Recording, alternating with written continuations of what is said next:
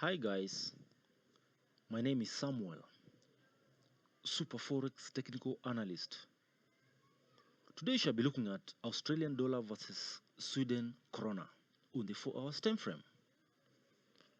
And today I shall be showing you how to use Fibonacci tool to identify and trade the market. The first step is to identify the trend. The second step is to identify the most significant swing low and swing high, or vice versa. The last step is to add a moving average, because it's not advised to use Fibonacci by themselves. Once we have established the swing low and swing high, we will now plot the Fibonacci tool. Let's add the Fibonacci.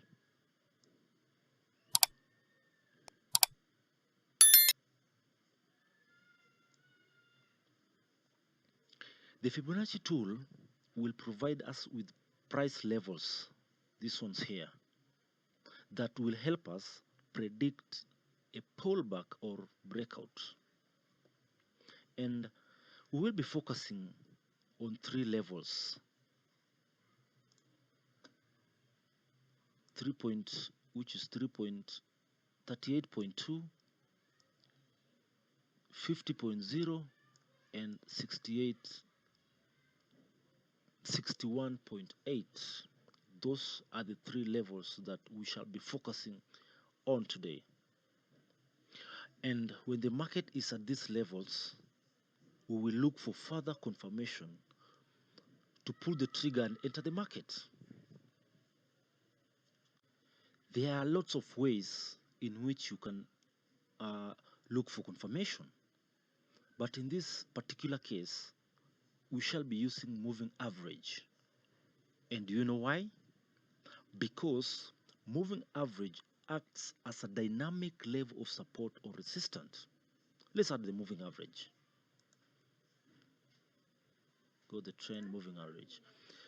The period we shall be using 50, and the method will be simple, and press OK.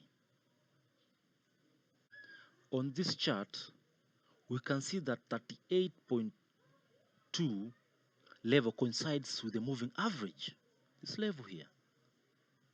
Therefore we can say that there is a high probability that the price will find resistance at 38.2 retracement level. We shall be using the EMA as our resistance level. Now we can see there's a confluence between 50 EMA and 38.2 level.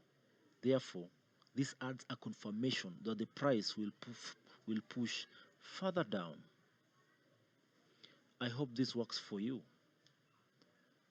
Thank you so much for watching.